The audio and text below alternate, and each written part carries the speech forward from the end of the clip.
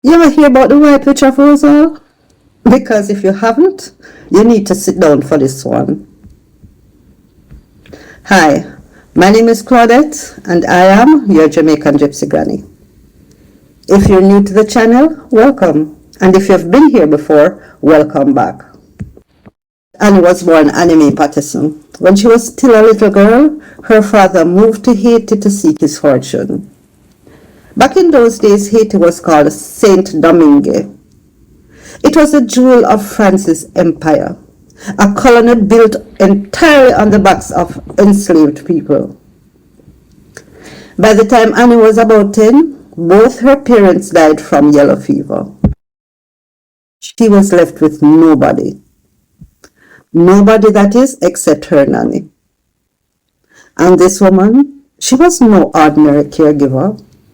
She was a voodoo queen. She taught Annie everything: how to read the spirit, how to move through the spirit world, how to use herbs and potions to bend a person's will, and how to use her beauty as a weapon. Annie was a devoted student. By the time she was a young woman, she was small and very beautiful. She was petite, she had long dark hair, she had eyes that could look right through you, and she knew how to hold on to a grudge forever. When her nanny died around 1818, Annie was only 18 years old. She packed up everything she had. She left Haiti and she set her sights on Jamaica.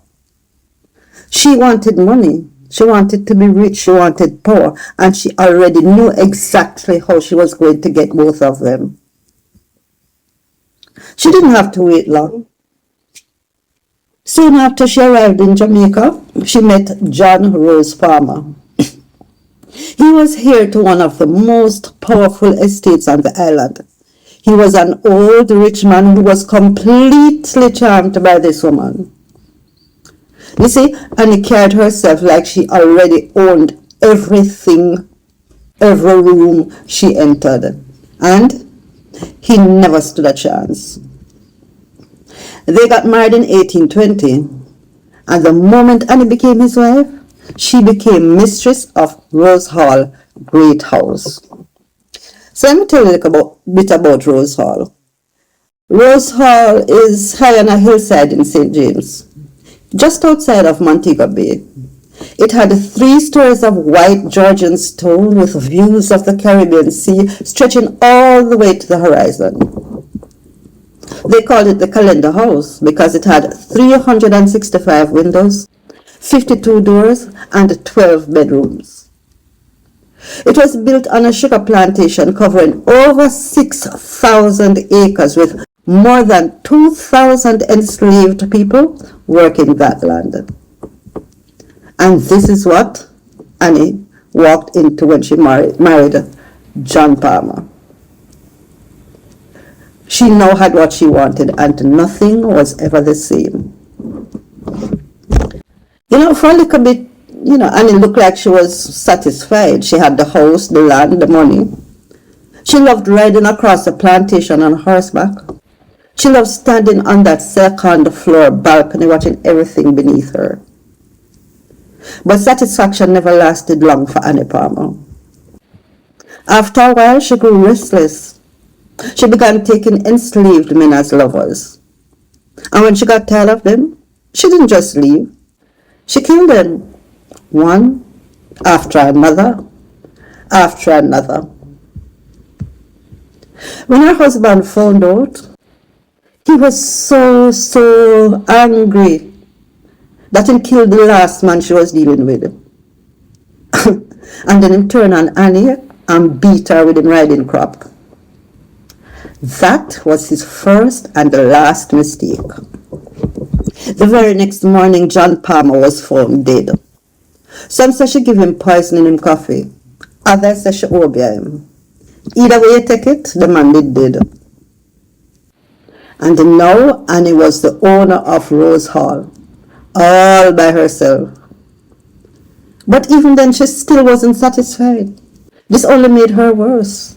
She would stand on her balcony shouting orders and watching the punishments and floggings. She was enjoying her power. Her orders came down with a kind of terror that left no room for question. She then took a second husband.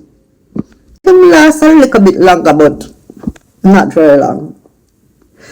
They said that she stabbed him in his heart while he was sleeping, and then after that she poured boiling oil in his ears to make sure he dead. She then took a third husband. He was strangled. 3 men, 3 deaths, no charges, no consequences. Because you see, back then, in plantation days in old Jamaica, that white mistress of the house, nobody couldn't ask her a question. She ruled Rose Hall with a cruelty and an order that terrified everyone on that property. There was a dungeon beneath the house. People went in, but they did not come out. And then slowly but surely the whispers started spreading across St. James, across Jamaica. They started calling her the White Witch. You know, no one would imagine that love would become Annie's downfall. They didn't even think she knew what the word meant.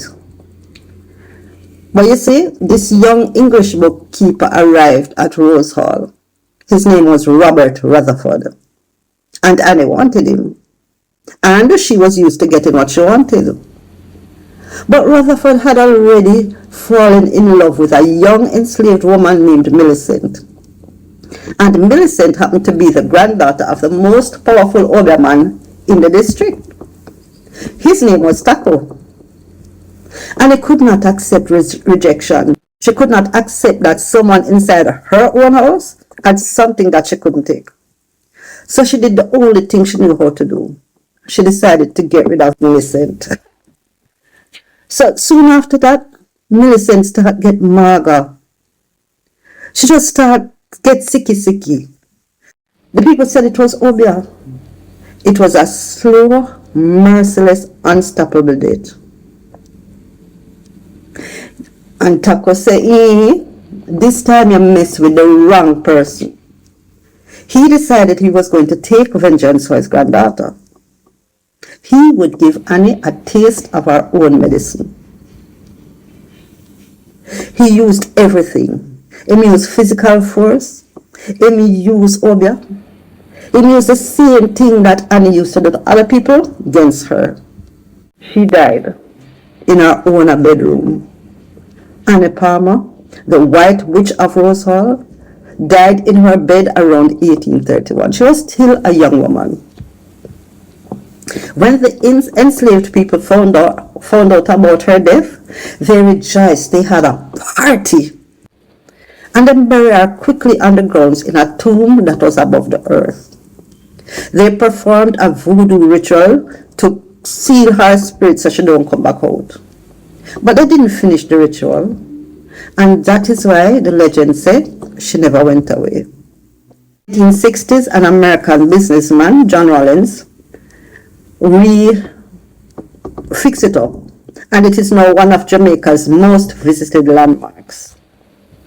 You can take a tour through the rooms. They will show you the dungeon, they will show you the balcony, and they will show you the painting of Annie Palmer, whose eyes follow you no matter where you move. People still say that they see this woman riding in green velvet across a black horse around the plantation grounds. They would see a figure standing on the balcony. And some say if you look into the mirrors in her bedroom, something look back at you that should not be there. Now, you've been to Rose Hall? If you've been there, tell me about it in the comments. Did you feel something while you were there? Did you see anything? And if you've never been, make sure you put it on your list when you come to Jamaica. Go check out the night tour if you're brave enough. And come back and tell me if you saw anything. I hope you enjoyed this story. And I pray that if you enjoyed it, you will share it with your friends. Don't forget to subscribe because every Monday, Wednesday, and Friday, I'm here giving you some real stories about Jamaica. My name is Claudette, and I am your Jamaican Gypsy Granny. Walk good.